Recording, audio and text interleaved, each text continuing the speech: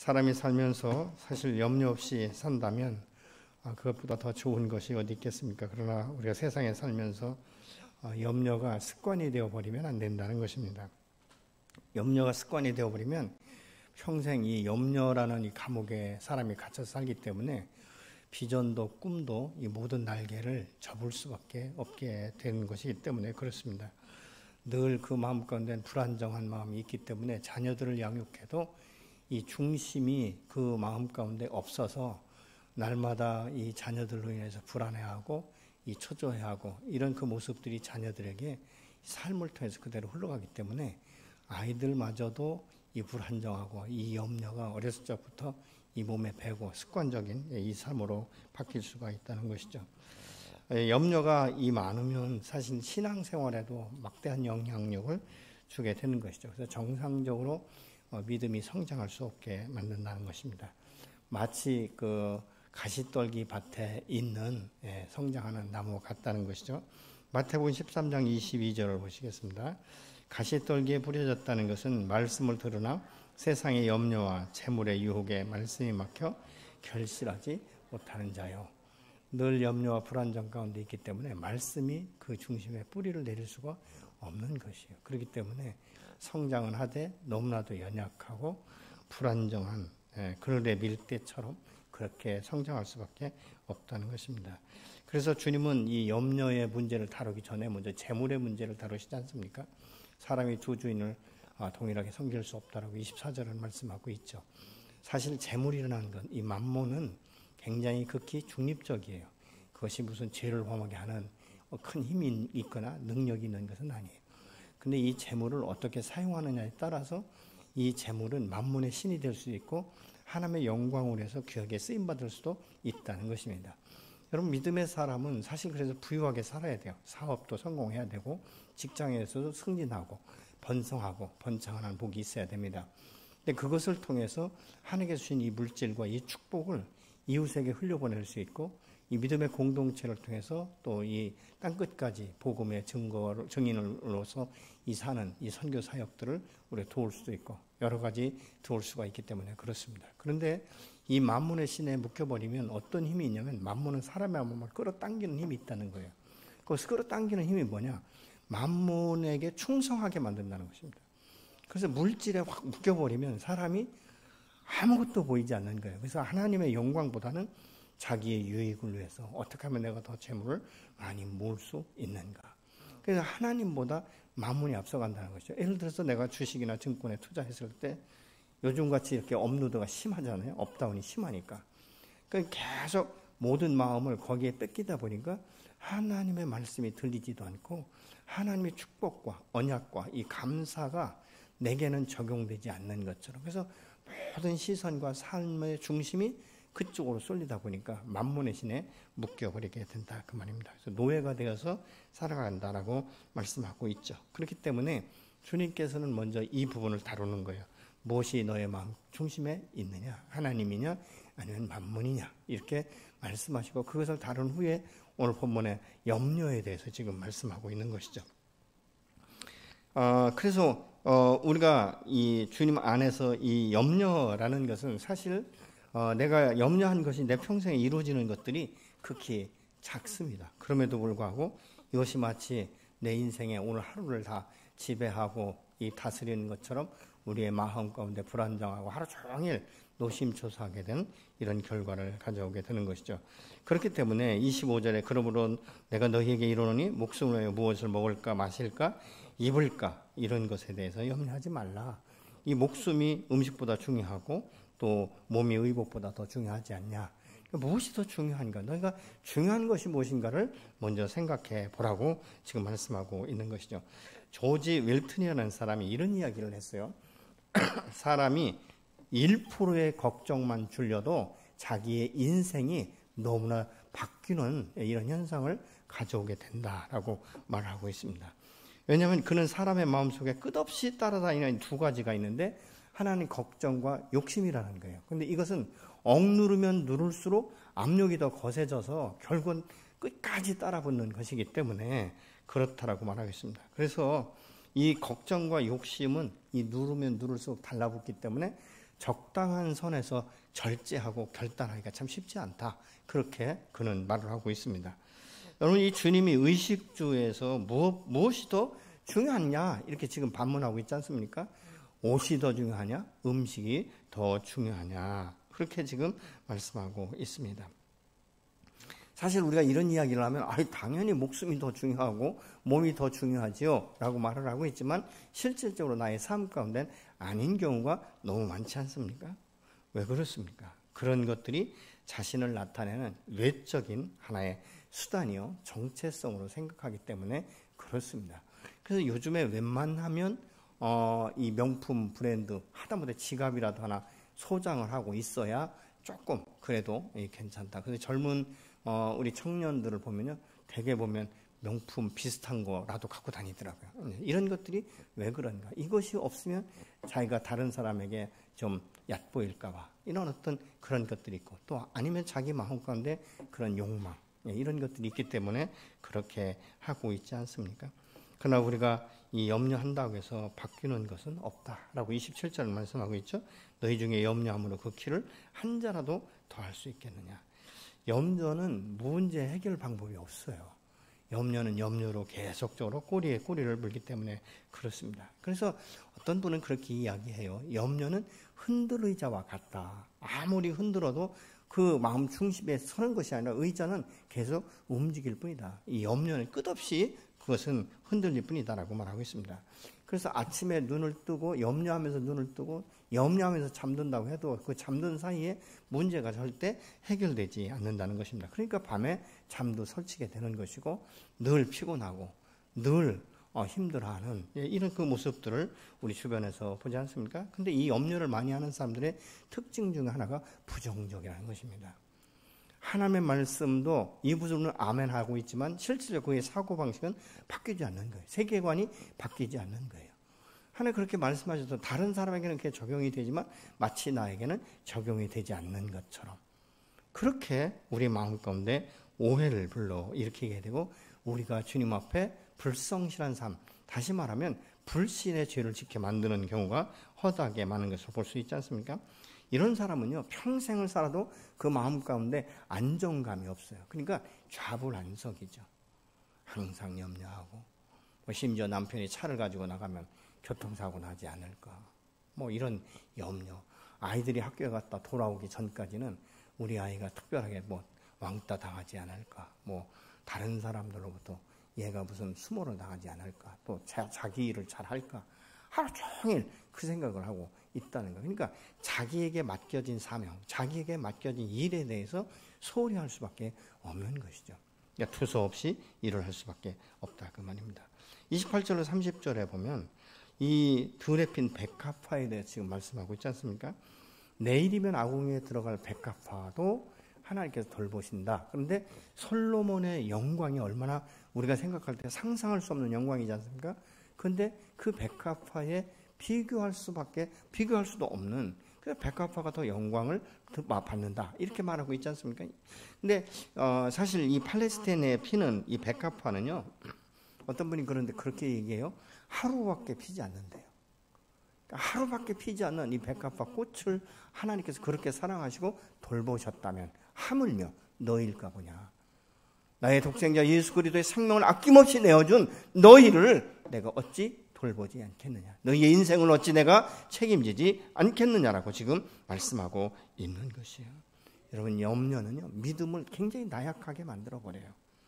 의심에서 출발하게 되고, 때로는 염려가 더 커 보이기 때문에 믿음이 위축되고 굉장히 자기가 작은 사람처럼 그렇게 되고, 불안하기 때문에 정직하게 말을 못합니다. 직면할 수가 없어요. 염려가 많은 사람은요, 직면하는 것이 너무 어렵습니다. 왜? 내가 이렇게 직면할 때 그 뒤에 퍼져올 이 파급 효과가 엄청나다고 상상을 하기 때문에. 근데 때로는요, 이 염려는 직면하고 돌파할 수 있어야 되거든요. 사실 딱 직면해 보면 그것이 아무것도 아닌 경우가 굉장히 우리 주변에 많이 일어나는 것들을 우리가 볼 수 있지 않습니까? 믿음이 적으면 하나님과의 관계에 대해서도 확신이 없어요. 하나님에 대한 신뢰가 없기 때문에 마음의 평정을 잃어버리게 된다, 그 말입니다. 그리고 기도하고 이런 사람은 바로 돌아서면서 다시 그 염려 안에 붙들려서 갇혀 사는 인생이 되어버린다 그 말입니다. 우리 하나님 오늘도 나와 함께 하시고 항상 내 편이셔서 나와 함께 하시는 줄로 믿으시기 바랍니다. 그러면 하나님이 내 편이시다는 것은 우리가 어떻게 확신할 수 있는가? 내가 하나님의 자녀이기 때문에 나의 생명을 그 이 아들 예수의 피값으로, 그 생명의 피값으로 나를 사신 바 되었고 하나님의 자녀라고 인친 바 되었다라고 분명히 성경은 말씀하고 있지 않습니까? 그분이 나의 아버지세요. 여러분, 우리 육신의 부모도 자녀를 책임질 수 있어요. 책임지려고 하고 있지 않습니까? 때로는 자기의 생명을 다해서라도 자녀를 책임지려고 하는 것이 육신의 정상적인 부모예요. 하물며 하늘아버지께서 나를 모태 조성하기 전부터 당신의 계획과 모든 일들이 준비된 상태에 나를 이 땅 가운데 보내신 그 하나님께서 내가 죄악이 관영한 세상 가운데 죄에 물들어 살 때 이렇게 되면 안 되기 때문에 당신의 독생자를 아낌없이 내어주시고 나의 죄값을 십자가에서 대신 지불하시고 장사진지 3일 만에 부활하시고 성령으로 예수께서 말씀하신다. 보혜사 성령을 우리에게 주셔서 오늘도 우리 길을 지도하시는 분 아니겠습니까? 하나님은 그렇게 말씀하실 거예요. 내가 너의 아빠인데, 내가 너를 눈여겨보고 있는데, 너의 필요를 내가 다 알고 있는데 왜 그렇게 불안정하냐. 제발 나 좀 말아봐라. 나에게 너의 인생을 위탁해라. 너 그렇게 염려할 문제 아니야. 이렇게 말씀하시지 않겠습니까? 그런데도 우리가 믿어지지 않는 거예요. 신뢰가 되지 않는 것입니다. 왜 그렇습니까? 그 안에 말씀이 없어요. 여러분, 믿음의 사람이 말씀이 없으면 불신자와 다를 바가 없어요. 믿음이 없고 말씀이 없으면요, 우리가 구원받았을 수는 있지만 그거에 대한 확신도 없이 그냥 세상 사람과 동일하게 살아갈 수밖에 없다 그 말입니다. 저는 사실 목회하면서 그게 제일 불쌍한 거예요. 그렇게 사는 사람들이 너무 불쌍한 것이죠. 오랫동안 신앙생활 했는데 그렇게 날마다 요동치고 바람만 불면 아니야. 태풍도 아니야. 제가 볼 때는 다 태풍도 아니고 그냥 봄에 부는 그냥 봄바람과 같은 그것을 이기지 못하고 매일 쓰러지고 매일 넘어지고 매일 한탄하고 그렇게 왜 묵혀서 살 수밖에 없는가. 저렇게 하나님께서 나약하게 만들진 않으셨는데 이런 것들을 보면 참 안타까워요. 그렇게 넘어지지 말고 좀 주님 앞에 무릎을 꿇고 그냥 때로는 그냥 밤이 새도록 아니면 금식하면서라도 좀 철저하게 그거 한 번만 넘어가면 될 것인데 이런 생각이 들 때가 굉장히 많아요. 여러분, 우리가 마음 가운데 처음 해보는 일은 참 불안정할 수 있어요. 두려울 수 있습니다. 그러나 그때도 주께서 나와 함께 하신다는 확신만 있으면 우리는 그 안에 소망을 가지고 담대하게 믿음으로 선포할 수 있게 될 줄로 믿습니다. 사람이 염려가 지속되면요, 이게 어디로 오는지 아십니까? 육체의 가장 연약한 부분을 타고 들어와요. 그래서 육체를 좀 먹어버린단 말이죠. 육체가 병들게 되는 거예요. 이 염려는 굉장한 스트레스를 가져옵니다. 그 머리가 너무 복잡한 거예요. 아주 작은 사건 하나만 딱 들어도 아이고 이걸 어떻게 해결해야 되지? 이런 생각으로 가득 차다 보니까 미래가 보이지 않는 거예요. 여러분, 하나님께 그렇기 때문에 이런 사람들은 온전히 맡기지 못하는 거예요. 여러분, 염려되십니까? 두렵습니까? 이 코로나 시대에 사업이라든가 건강이라든가 이런 것이 너무 두렵습니까? 그러면 우리가 회피할 것이 아니라 하나님 앞에 직면해서 쓰는 거예요. 나의 나약함, 나의 부족함, 내 힘으로 할 수 없고 내 능력으로 할 수 없다는 것을 첫째 인정하고 철저하게 주님 앞에 설 때 주님께서 우리를 보존하시고 보호하게 되시는 줄로 믿습니다. 우리의 삶의 습관은요, 반복적인 거예요. 그렇지 않습니까? 반복적인 것을 나도 모르게 행동하다 보니까 그렇게 되는 거예요. 저는 사실 제가 걸음걸이를 뒤에서 볼 때 제가 안 보이니까 모르는데요. 제가 신을 사서 신으면 꼭 한쪽으로 닳더라고요. 근데 항상 그것을 고치러 가면 걸음걸이를 고치라는 거예요. 그래서 어떤 때 처음에는요, 의도적으로, 의식적으로 제가 걸음걸이를 반드시 하다 보니까 다리가 굉장히 아프기 시작한 거예요. 그러면 아프다 보니까 무의식 중에 나도 모르게 또 다시 원위치로 돌아가는 것을 보게 되더라고요. 이게 습관이거든요. 내가 처음부터 우리 아버님이 그렇게 걸으라고 가르치진 않았을 거예요. 근데 나도 모르게 그렇게 습관적으로 걷는 거죠. 아주 작은 것 하나도 그렇습니다. 기도도 습관이에요. 기도를 신앙생활 하면서부터 처음부터 배웠으면 기도하는 것은 당연한 것으로 생각해요. 근데 기도를 하지 않다 보니까 기도를 하려고 하면 앞이 깜깜하고 막히는 거예요.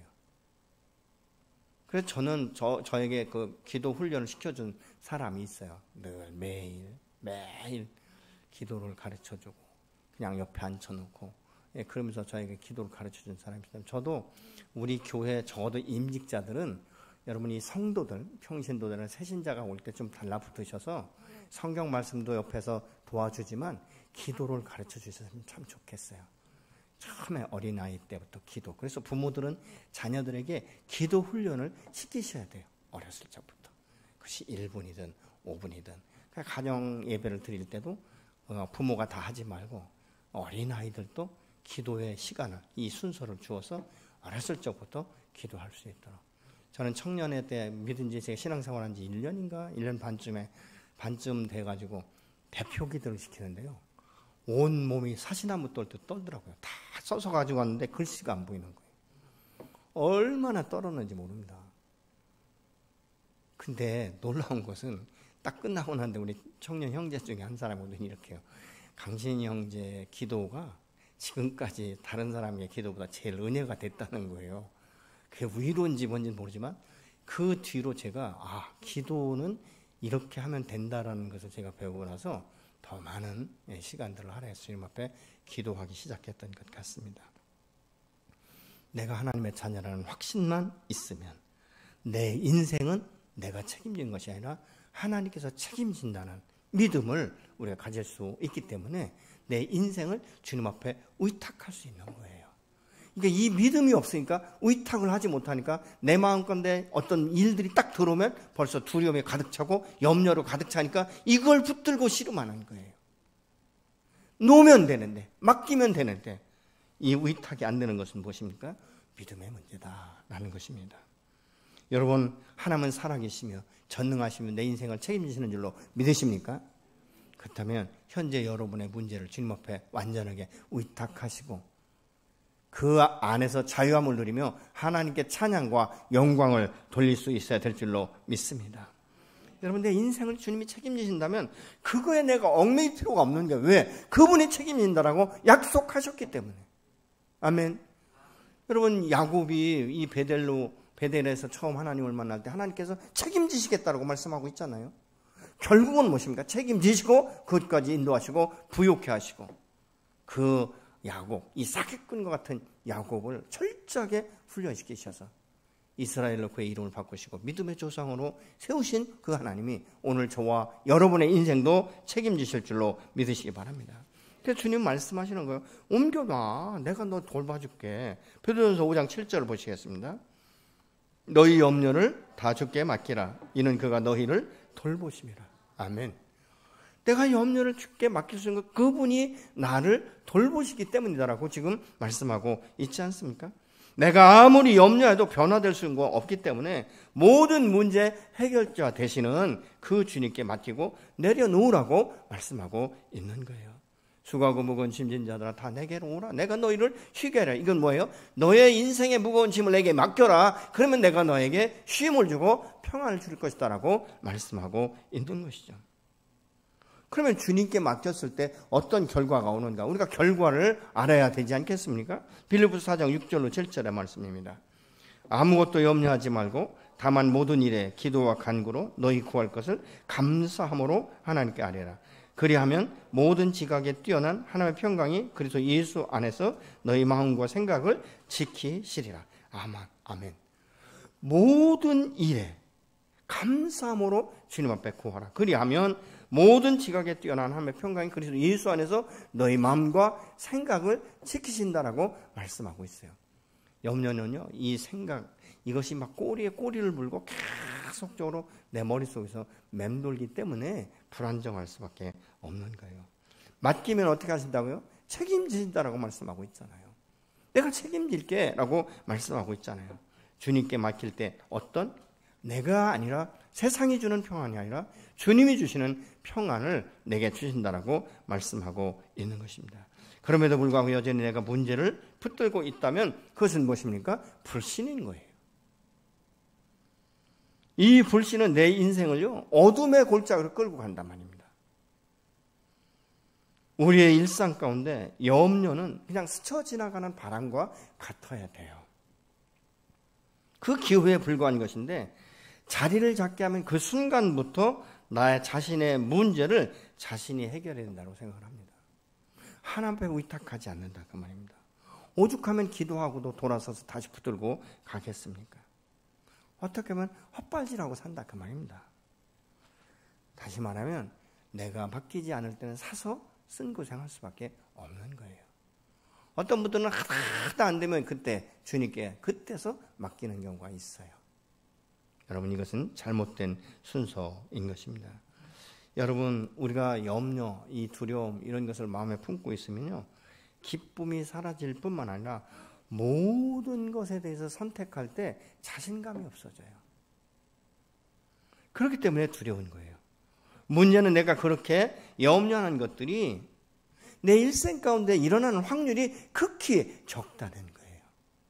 여러분 한번 생각해 보세요. 10년 전에 여러분이 어떤 인생에 대한 두려움을 가지고 있었다면, 그 염려를 가지고 있었다면 10년 동안, 지금 10년이 지나도록 그 염려가 현실화된 것이 몇 건이나 되는 것 같습니까? 거의 없어요. 다 지나가면 그냥 되잖아요. 내가 육체의 병들면 요즘엔 의술이 좋기 때문에 치료받으면 되는 건 아니에요? 근데 이거 먹으면 내가 배가 아프면 어떨까? 이거 병들면 어떨까? 이런 생각하면 먹어도 기쁨이 없고 감사도 없고 그렇지 않습니까? 근데 먹을 때 딱 무슨 어떤 느낌이 딱 오면 벌써 내가 배탈이 나는 사람들도 있지 않습니까? 여러분이 오래전부터 기대하고 이 염려했던 것들 중에서 이루어진 것을 말하라면 몇 가지나 말씀하실 수 있겠습니까? 이루어지지 않은 것이 훨씬 더 많지 않습니까? 그런데 우리는 왜 이 이루어질 확률이 희박한 것을 붙들고 계속 염려와 근심과 걱정 가운데 감사도 기쁨도 행복도 다 잃어버리고 늘 마음 가운데 불안정한 가운데 우리가 살아가느냐 그 말입니다. 참 사람이 그렇더라고요. 남들이 그러면 미련하다고 말을 해요. 근데 그 문제가 내게 닥치면 남들이 미련하다고 말하면 너는 나의 이 환경을 몰라서 그래. 또 이렇게 얘기하는 사람들이 의외로 많아요. 그렇다면 객관적으로 다른 사람들이 눈으로 보고 이야기하면 들으면 되잖아요. 내가 직접 볼 수 없으니까 하나님께서 이 사람을 통해서 나의 현 주소를 깨닫게 하시는구나. 이것을 알면 그게 축복이요. 그게 은혜가 되지 않겠습니까?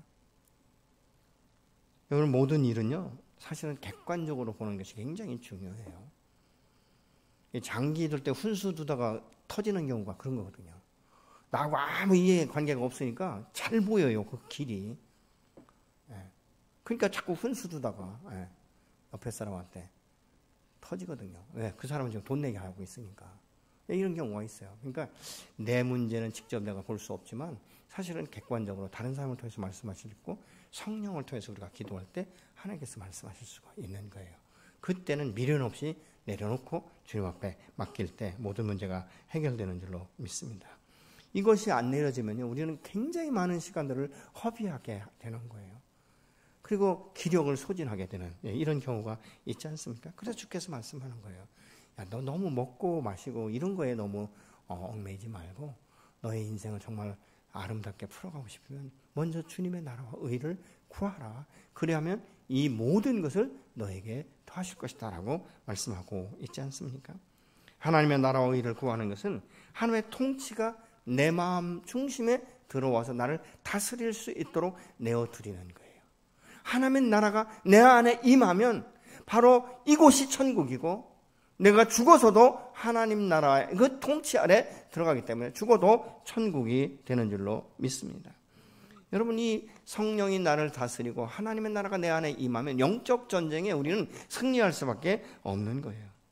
하나님의 자녀로서의 신분과 권위를 가지고 어둠을 결박하고 염려를 주께 맡길 때 우리 안에 평강과 함께 참된 안식을 누리면서 나의 이 현재의 문제는 하나님이 책임지시는 줄로 믿습니다.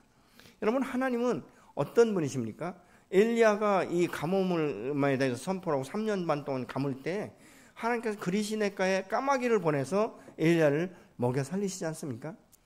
그리고 어떻습니까? 또 이 사르밧 과부가 그 통에 밀가루 한 줌밖에 안 남았기 때문에 마지막으로 이것을 떡으로 만들어서 먹고 내가 죽으리라. 그 과부의 알량한 그 떡 반죽하고 있는 그것을 엘리야를 통해서 먹이게 하시고 그 여인은 그 여인대로 하나님께 공급하시는 걸 볼 수 있지 않습니까? 신약에 와서 예수님 어떻습니까? 물고기 2마리와 보리떡 5개를 가지고 축사하시고 떼어서 그들에게 먹일 때 장정만 5,000명이나 먹이면서 이 남은 것이 12광주리에 가득 찼다라고 말씀하고 있지 않습니까? 여러분, 우리가 하나님 앞에 의롭게 살고 하는 자들은요, 하나님이 결코 외면하지 않고 차고 넘치도록 채워주실 줄로 믿습니다. 빌립보서 4장 19절에 보면 나의 하나님이 그리스도 예수 안에서 영광 가운데 그 풍성한 대로 너희 모든 쓸 것을 채우시리라. 아멘. 그의 풍성한 대로 너희 모든 쓸 것을 채우시리라. 어떻게 채우실까요? 맨날 부족하게 채우실까요? 아니죠. 넘치도록 채우시는 분이 바로 하나님이신 줄로 믿습니다.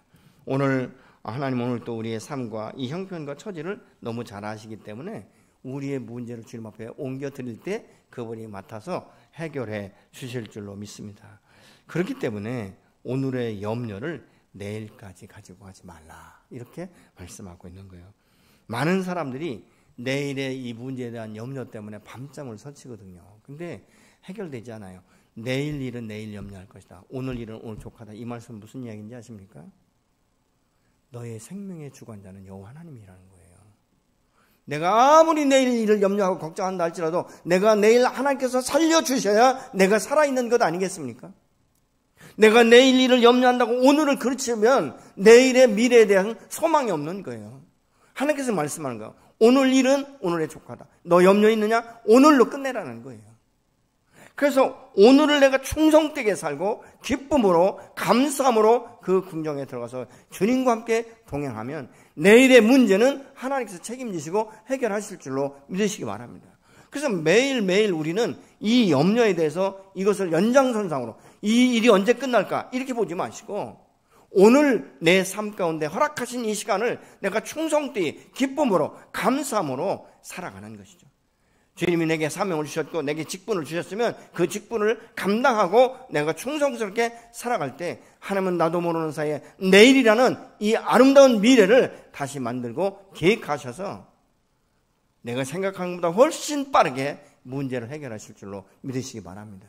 그래서 내가 주 안에서 자유를 누릴 수 있는 거예요. 여러분, 예수 믿는 사람 진리 가운데 자유를 누릴 수 있는 특권이 주어진 줄로 믿으시기 바랍니다. 우리가 진리 안에 자유를 누린다는 것, 여러분, 이것보다 더 기쁜 것이 어디에 있겠습니까? 내일의 것은 내 것이 아닌 거예요. 주님 손에 달려있기 때문에 그렇습니다. 오늘 하루를 내가 충성되게 살면 내일 일은 하나님이 책임지시고 축복해 주실 줄로 믿습니다. 내일의 이 염려로 오늘을 망치고 실망과 좌절 가운데 하루를 마친다면 여러분, 내일이라고 큰 소망이 있겠습니까? 어떻습니까? 여러분, 그렇지 않습니까? 오늘 일을 마감할 때, 그래서 우리가 주님 앞에 기도하는 것이죠. 하나님, 내가 오늘 또 당신 안에서 살아있는 것 감사하고 내게 맡겨진 일을 할 수 있어 감사하고 가정을 지킬 수 있어서 감사하고 여러 가지 우리가 감사하고, 하나님, 내일 일은 내가 당신 앞에 모든 것을 위임합니다. 위탁합니다.